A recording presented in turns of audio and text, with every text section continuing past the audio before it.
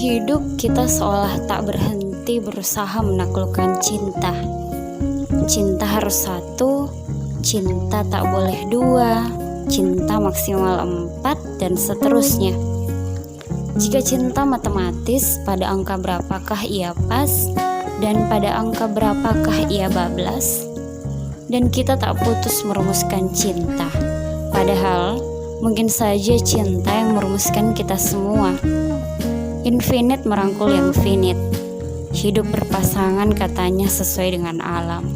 Seperti buaya yang hidup monogami, tapi ironisnya malah menjadi ikon ketidaksetiaan. Namun terkadang kita melihat seekor jantan mengasuh sekian banyak betina sekaligus, berparade seperti rombongan sirkus, dan itu pun ada di alam. Lalu kemana manusia harus bercermin? Sebagaimana semua terpecah menjadi dua kutub dalam alam dualitas ini. Terpecahlah mereka yang percaya cinta multiple, pastilah sakit dan khianat dengan mereka yang percaya cinta bisa dibagi selama bijak dan bajik. Yang satu bicara hukum publik dan nurani, yang satu bicara hukum agama dan kisah hidup orang besar. Yang satu mengusung komisi anti itu ini. Yang satu menghadiahi piala poligami. Merupakan tantangan setiap kita untuk meniti tali keseimbangan antara intuisi individu dan konsensus sosial. Sukar bagi kita untuk menentukan dasar neraca yang mensponsori segala pertimbangan kita. Apakah ini urusan salah dan benar, atau sebetulnya cocok dan tidak cocok? Jika urusannya yang pertama, selamanya kita terjebak dalam debat kusir, karena setiap orang akan merasa yang paling benar. Jika urusannya yang kedua, masalah akan lebih cepat selesai. Kecocokan saya bukan berarti kecocokan Anda dan sebaliknya. Namun seperti yang kita amati dan alami, lebih sering kita memilih yang pertama agar berputar dalam debat yang tak kunjung selesai. Semalam saya menerima SMS massal yang mengatasnamakan ibu-ibu seluruh Indonesia yang mengungkapkan kekecewaannya pada seorang tokoh yang berpoligami. Pada malam yang sama, sahabat saya menelepon dan kami mengobrolkan konsep poliamori atau hubungan cinta lebih dari satu. Alhasil saya terbawa untuk merenungi beberapa hal sekaligus.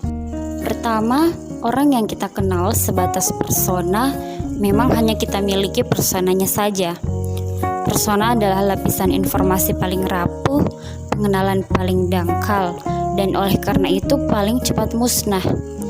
Orang yang tidak kita kenal paling gampang untuk dijustifikasi ketimbang orang yang kita kenal dekat.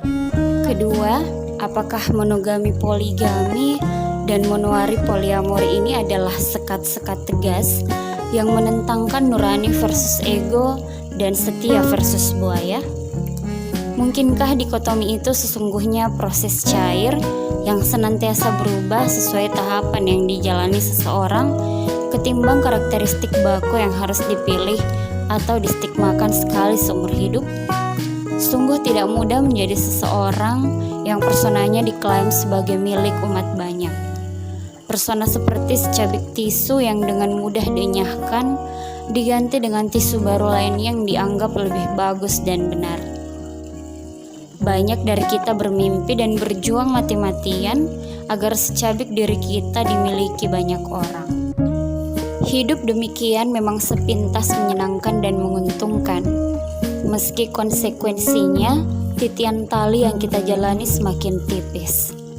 Ilmu keseimbangan kita harus terus diperdalam. Tali itu harus dijalani ekstra hati-hati.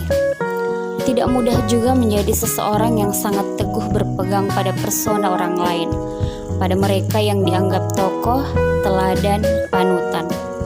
Status selebriti bisa ada karena persona yang dipabrikasi massal lewat media, lalu selebarannya menjumpai kita dan kita pungut. Kita mengoleksi persona mereka seperti pemungut selebaran. Terkadang kita lupa, pengenalan dan pemahaman kita hanya sebatas iklan yang tertera. Oleh karenanya, Justifikasi yang kita lakukan seringnya bagai memecah air dengan batu, sementara dan percuma saja. Tak terasa efeknya bagi hidup kita, tak juga bagi hidup yang bersangkutan. Kita yang kecewa barangkali bukan karena cinta telah diduakan, cinta tak bertuan. Kitalah abdi-abdi cinta mengalir dalam arusnya. Persepsi kitalah yang telah diduakan, lalu kita merasa sakit, kita merasa dihianati. Namun tengoklah apa yang sungguh-sungguh kita pegang selama ini. Perlukah kita ikut berteriak jika yang kita punya hanyalah selebarannya saja, bukan barangnya? Barangkali ini momen tepat untuk mengevaluasi aneka selebaran yang telah kita kumpulkan dan kita percayai mati-matian. Betapa seringnya kita hanyut dalam kecewa, padahal persepsi kitalah yang dikecewakan. Betapa seringnya kita menyalahkan pihak lain, padahal ketakberdayaan kita sendirilah yang ingin kita salahkan. Apapun persepsi kita atas cinta, tak ada salahnya bersiap untuk senantiasa berubah. Jika hidup ini cair, maka wadah hanyalah cara kita untuk memahami yang tak terpahami. Banyak cara untuk mewadahi finite mencoba merangkul infinite, tapi wadah bukan segalanya. Pelajaran yang dikandungnya lah yang tak terbatas dan selamanya tak bertuan. Yang satu saat menghanyutkan dan melumerkan carik-carik selebaran yang kita puja. Siap tak siap, rela tak rela.